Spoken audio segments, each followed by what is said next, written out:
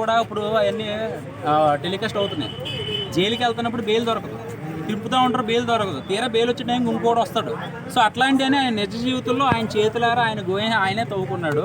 So ఇప్పుడు judge గారి ముందు వచ్చేసి బేద ఏడుపులు ఏడిస్తే అదేమీ మన ఇంట్లో ఏదో మనకి తెలిసినోడు కాదు, మనకు తెలిసిన ఆఫీస్ కాదు, కోర్టు దగ్గర కూడా ఆయన ఓవరాక్షన్ చేశాడు అనుకోండి, ఇంకా ఎక్కువ పడిపోతాయి. అంటే లేని కేసులు కూడా పడతాయి అన్నమాట. అంటే ఆయన ఇప్పుడు పవన్ కళ్యాణ్ గారికి ఏమన్నా ఒక వీడియో ద్వారా సారీ చెప్పుకుంటే అక్కడ నుంచి ఏమన్నా రిలీఫ్ అవుతారంటారా? సారీలు చెప్పాలంటే పోసాని కృష్ణమూర్తి ఒకటి కాదండి, కొన్ని లక్షల మంది తిట్టారు. వాళ్ళందరూ సారీలు చెప్తే వదిలేస్తే ఇంకెందుకు రాజకీయం? రేపొద్దున మళ్ళీ సారీ చెప్పి మళ్ళీ చెప్పుతో కొడతారు వాళ్ళు. అలా చెప్పుతో తోకూడదు, ఒక గుణపాఠం అవ్వాలి. పోసాని కృష్ణమూర్తి అంటే గౌరవం ఉన్నవాడు, ప్రతి ఒక్కరు కూడా గౌరవిస్తాడు ఒక యాక్టర్గా.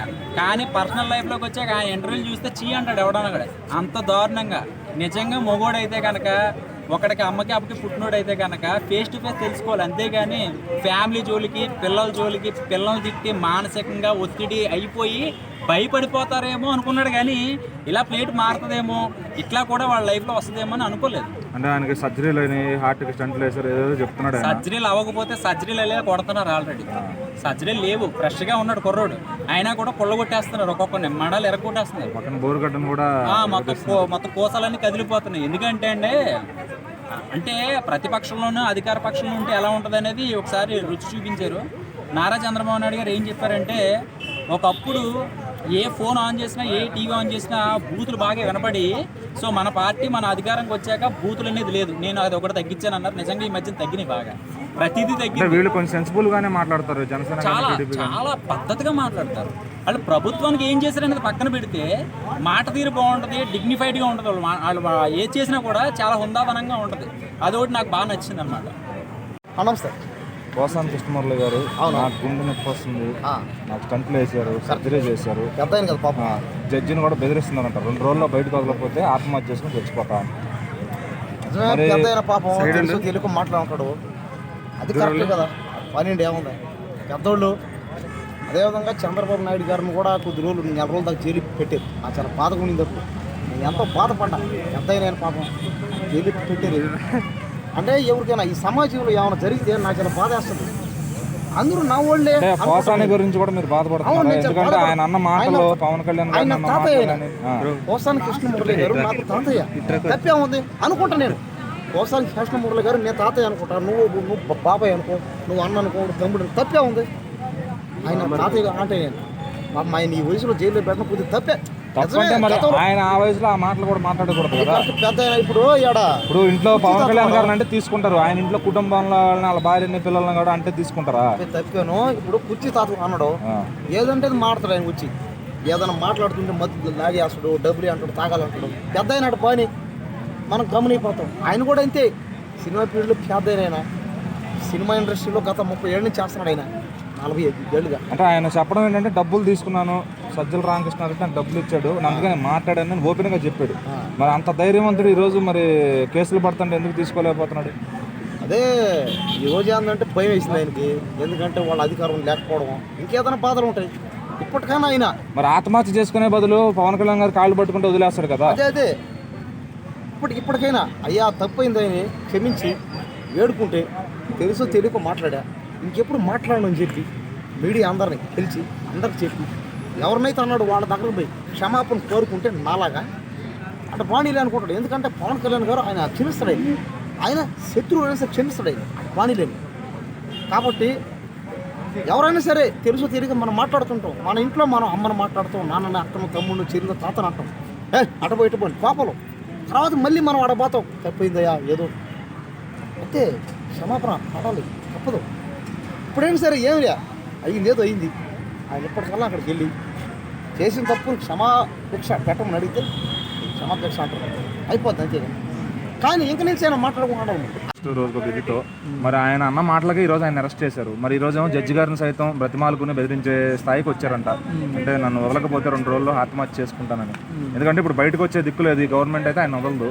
సో మరి దానికి ఏమంటారు అసలు? అలా ఆయన ఆ మాట అంటాం కరెక్టేనా? జడ్జిని సైతం బ్రతిమాలి అట్లా చేసుకోవడం అంటే ప్రభుత్వం అనేది వాళ్ళ అధికారంలో ఉన్నప్పుడు కక్ష సాధింపు, వీళ్ళ అధికారంలోకి వచ్చాక వాళ్ళ మీద కక్ష సాధింపు, ఇది చాలా కామన్ అయిపోయింది పబ్లిక్లో.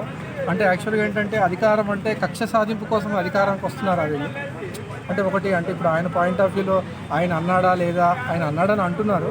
కాకపోతే కక్ష సాధింపు అనేది రాజకీయాల్లో కరెక్ట్ కాదు కదా. అంటే వాళ్ళు అధికారంలోకి వచ్చిన తర్వాత ప్రజలకు ఏం చేయాలి, ప్రజలకి వాళ్ళు ఇబ్బంది పెట్టారు, గత పార్టీలు ఇబ్బంది పెట్టారు, ఈ పార్టీ ఏం మేలు చేస్తుంది, ప్రజల మీద వాళ్ళకి ఫోకస్ ఉండాలి. కానీ ఈ కక్ష సాధింపుల మీద ఫోకస్ చేయడం అనేది మంచి పద్ధతి కాదు యాక్చువల్గా. పోసాని కృష్ణమురళి గారికి యాక్చువల్గా ఏంటంటే సోషల్ కన్సర్న్ ఉన్న వ్యక్తే ఒక రకంగా చెప్పాలంటే. ఆయన నిజంగా ప్రజారాజ్యం పార్టీలో కూడా ఆయన కంటెస్ట్ చేశారు. నిజంగా ఆయన పెద్ద బిర్యానీలు కూడా పెద్ద పంచి పెట్టలేదు. చంద్రబాబు గారు జైల్లో ఉన్నప్పుడు జైల్లో ఉండబోయా ఏంటి నీకు ఇబ్బంది అనే విధంగా మాట్లాడాడు. అక్కడేం బాగానే ఉంటుంది కానీ నేనేం ఇబ్బంది పెట్టరు. కానీ మరి ఈ రోజు ఈయన వచ్చి ఈ స్టంట్లు పడినాయి, నాకు ఆరోగ్యం బాగాలేదు, నాకు హార్ట్ ఆపరేషన్ అయింది, ఈ మాటలు మాట్లాడటం కరెక్ట్ కాదు. మరి వయసు రీత్యా మాట్లాడుకుంటే మరి ఆయన్ని ఇంత ఎటకారం చేసిన ఈ మనిషి మరి ఈయన విషయంలో మాత్రం ఎవరు కన్సర్న్ చూపిస్తారు? అంటే కన్సర్న్ అలా మాట్లాడడం కూడా ఒక రకంగా నిజంగా మాట్లాడారు అంటే అది యాక్చువల్ అంటే సొసైటీకి విరుద్ధమే. యాక్చువల్గా ఏంటంటే ఎక్స్ట్రీమ్ పవర్ అనేది లా అండ్ ఆర్డర్ ఏదైనా సరే మనకి ఏదైనా వివాదం ఏదో వచ్చినప్పుడు వాళ్ళ లా అండ్ ఆర్డర్ వాళ్ళ ప్రక్రియ వాళ్ళు చూస్తారు. కానీ ఇలా బ్లాక్మెయిల్ చేయడం, ఇలా వాళ్ళని చేయడం అనేది, ఇలా మాట్లాడటం అనేది మంచి పద్ధతి కాదు. యాక్చువల్గా కక్ష సాధింపులు కూడా మానుకోవాలి. రాజకీయ పార్టీలు ప్రజలకు ఏం చేయాలంటే వాళ్ళ అధికారంలో వచ్చినంత వీళ్ళ అధికారంలోకి వచ్చిన వాళ్ళది అనేది ఇది వాళ్ళ పర్సనల్ ఫైట్ కాదు కదా. పర్సనల్గా వాళ్ళు ఎందుకు ఈ ప్రజాస్వామ్యంలో చేరి వాళ్ళు అధికారంలోకి వచ్చిన వీళ్ళు ప్రజల గురించి మర్చిపోయి వాళ్ళు పర్సనల్గా ఇది చేసుకోవడం అంటే సొసైటీకి ఇది మంచిది కాదు యాక్చువల్గా.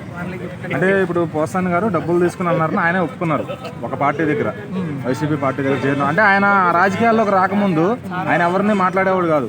అంటే సినిమాల్లో పవన్ కళ్యాణ్ గారితో పనిచేశారు. మరి అలాంటి వ్యక్తిని తనని కానీ తిడితే ఒప్పుకుంటాడు. మరి వాళ్ళ ఇంట్లో వాళ్ళని లేడీస్ని అట్లా చేసుకుని తిట్టడం అదంతా మరి కరెక్టే అంటారా? డబ్బులు తీసుకుని తిట్టడం అనేది డబ్బులు తీసుకొని తిట్టడం అనేది కరెక్ట్ కాదు. డబ్బులు తీసుకొని తిట్టారని ఆయన ఒప్పుకున్నారని మీరు అంటున్నారు. మరి ఆయన తీసుకున్నారా లేదా అనేది అది తేలాల్సిన విషయం. అయితే మరి పవన్ కళ్యాణ్ గారు ఏమన్నా ఇంకా జాలి చూపించి వదిలేస్తే తప్ప ఆయనకి ఇంకా బయటకు వచ్చే ఛాన్స్ లేదంటారా? పవన్ కళ్యాణ్ గారు జాలి చూపించాల్సిన అవసరం ఏంటంటే అంటే ఆయన పవన్ కళ్యాణ్ గారిని పవర్ని ఆయన ఎక్స్ట్రీమ్గా వాడుతున్నారా? అంటే వీళ్ళు ఓడిపోయిన తర్వాత వాళ్ళు గెలిచిన తర్వాత వీళ్ళు వాళ్ళ మీద కక్ష సాధింపుగా నువ్వు ఇలా చేస్తేనే మేము ఊరుకుంటామని మాట్లాడుతూ ఉంటారా?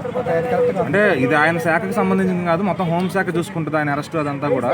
మరి అయితే పవన్ కళ్యాణ్ గారు రికమెండేషన్ అన్న పని చేస్తుందా? పోసాన్ గారు జాలి తెలిసి అసలు వదిలేండి ఇంకా అతను మనం ఏం చేస్తామని, సచిన్ పవన్ ఇంకేం చంపుతామని అంటే అది కూడా కరెక్ట్ కాదు. పవన్ కళ్యాణ్ గారు అంటే ఆయన శాఖ కాకపోయినా కూడా ఆయన పవర్ని అబ్జెక్ట్ చేసేది, పవర్ని ఇచ్చేసేది అయితే ఆయనకి లేదు కదా.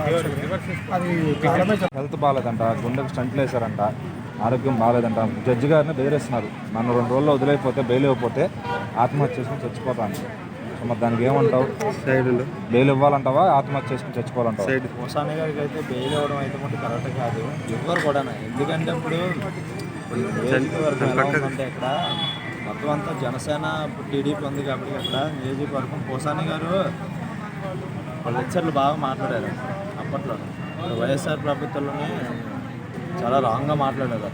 ఇప్పుడు ప్రస్తుతానికి అయితే మటుకు అతనికైతే బెయిల్ అయితే ఇచ్చి మంజూరు అయితే చేయరు. ఎందుకంటే ఇప్పుడు ఎంత కోర్టుకి వెళ్ళినా సరే అతనికి అయితే మటుకు ఇవ్వరు, బెయిల్ అయితే ఇవ్వరు. 100% నేను చెప్తున్నాను కదా, బెయిల్ అయితే ఇవ్వలేరు, ఇవ్వరు. ఆయన ఒక మాట అంటున్నాడు, నాకు ఆరోగ్యం వయసు రీత్యా ఆరోగ్యం. మరి అప్పుడు చంద్రబాబు గారు అరెస్ట్ అయినప్పుడేమో ఉండబోయా జైల్లో అన్నాడు. పవన్ కళ్యాణ్ గారిని ఆడవాళ్ళని సైతం ఇంట్లో వాళ్ళు ఏమన్నారు తెలిసినప్పుడు, ఎన్నాళ్ళైనా ఉంటాను లోపల, నేను ఉంటాను, ఎవరు ఆపలేరు అని చెప్పి మాట్లాడాడు కదా. ఇప్పుడు లోపలికి వెళ్ళిపోయిన తర్వాత పోసాన్ లోపలికి వెళ్ళిపోయాడు. ఇప్పుడు లోపలికి వెళ్ళిపోయిన తర్వాత ఎవరన్నా ఏమనంటారు? జైల్లోకి వెళ్ళిపోయిన తర్వాత ఇప్పుడు నా బళ్ళు అయితే ప్రాబ్లం లేదు, ఎవరైనా ఇబ్బంది పడేలా ఉంటే సారీ అని చెప్పి చెప్పుకుంటే అతను అయితే వస్తున్నాడు. అయితే ఏంటంటే పోసాని చాలా తిట్టడం అయితే చాలా జరిగింది.